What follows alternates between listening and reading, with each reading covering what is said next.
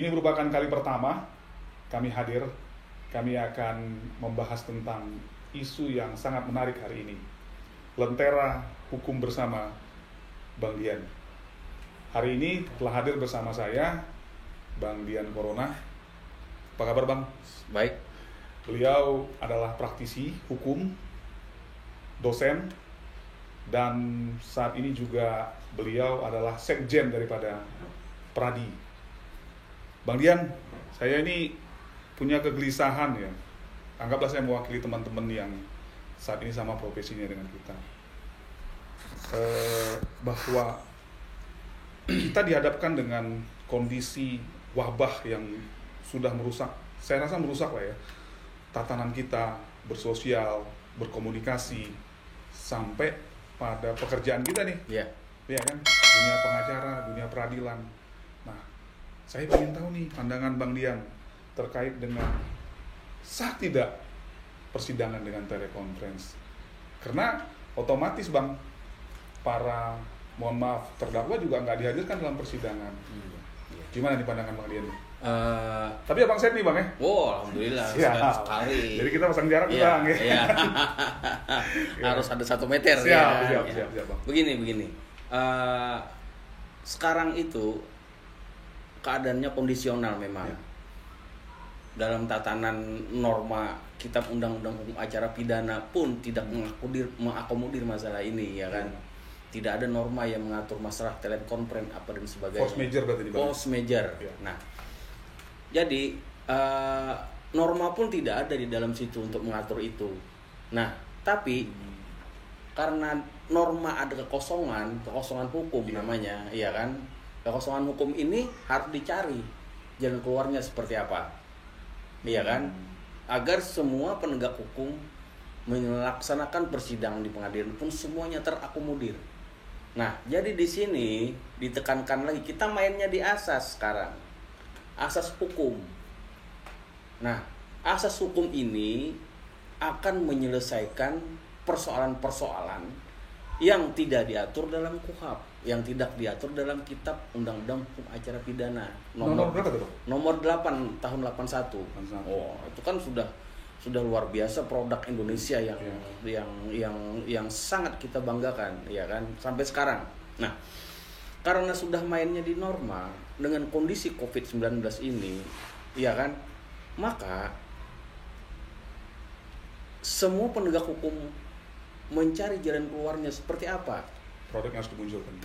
Produk baru, ya kan?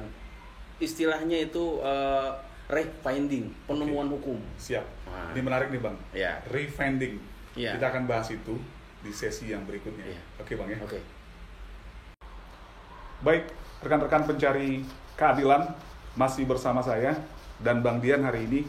Dan saya perlu ingatin, saya ini di ruang kerjanya Bang Dian nih. Ya Bang ya. Siap. Aduh. Bang, tadi saya akan ajak kita masuk ke pembahasan yang Abang sampaikan tadi terkait dengan refinding hukum ya Bang ya, penemuan hukum.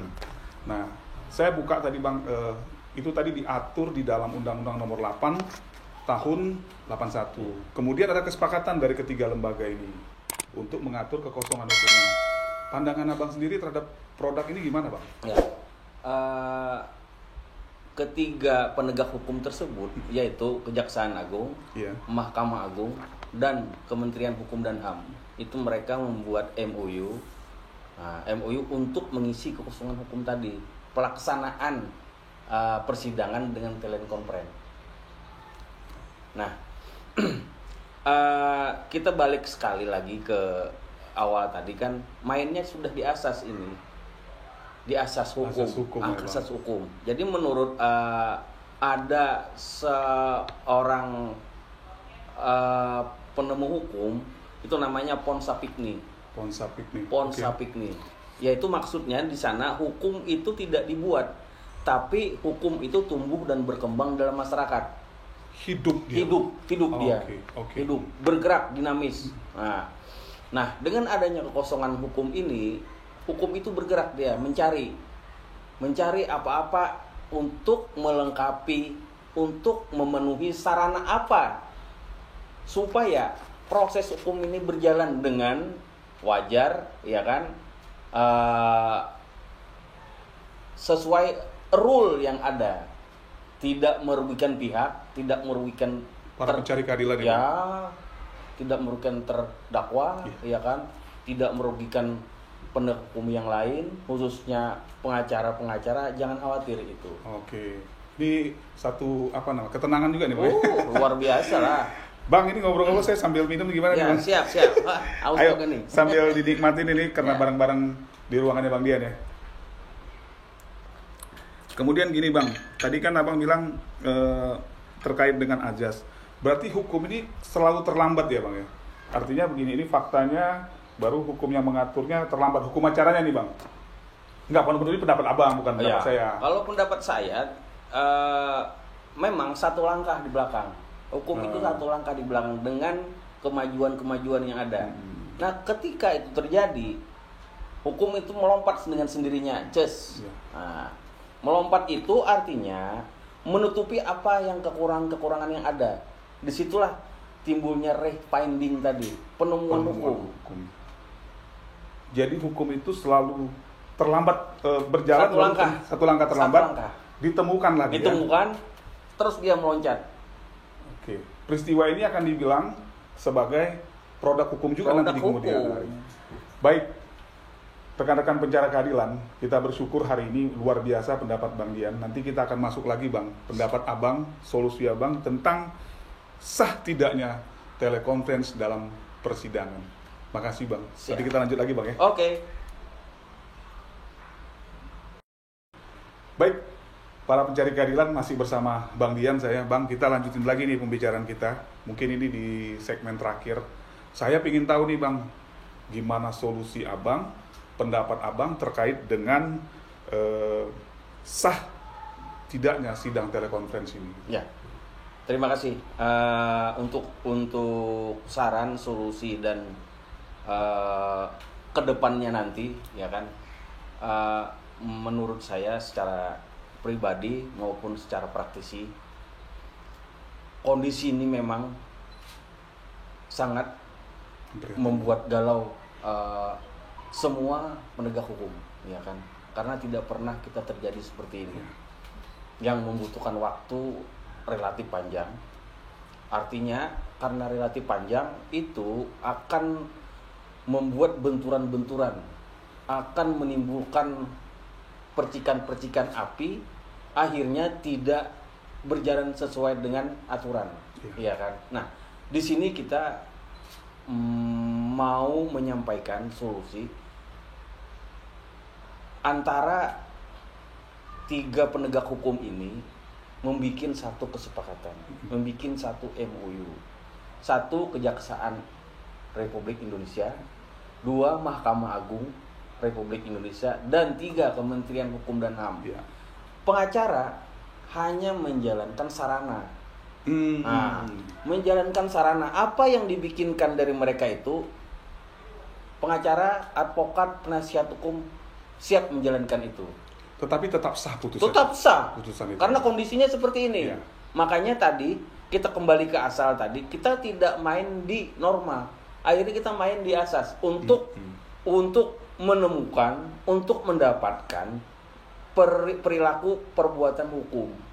Nah, tindakan hukum supaya pihak-pihak yang beracara itu semua terakomodir. Ya.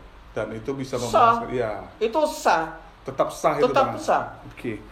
Itu luar biasa sekali para pencari keadilan, kita boleh mendapatkan satu pemikiran seperti terobosan hukum juga nih Bang ya. Luar biasa. Terobosan hukum, dan kita berharap semua ini bisa terakomodir Bang bagi mereka yang mencari keadilan, pencari keadilan, kira-kira gitu ya Bang ya.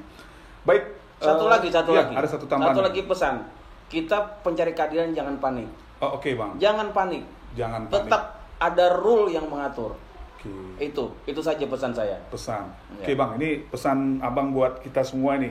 Kan ini kondisi lagi luar biasa nih. Apa nih saran Abang buat masyarakat Kalimantan Selatan khususnya? Buat masyarakat Kalimantan Selatan khususnya, umumnya warga Banjarmasin secara menyeluruh, ikuti aturan pemerintah yang ada. Ikuti, jangan lalai. Kita, Bang, ya? Jangan lalai. social distancing, ya kan, Tetap physical pakai masker kalau distancing, keluar, ya. pakai masker ketika keluar rumah, ya kan, itu untuk mengurangi, untuk menghindari. Kita yakin badai pasti berlalu, Bang. Ya pastilah. Badai pasti berlalu itu sudah lah, ya kan. Oke. Pemerintah pun tidak diam untuk itu. Siap. Kan. Kita percayakan sama pemerintah kita. Baik, Bang, terima kasih.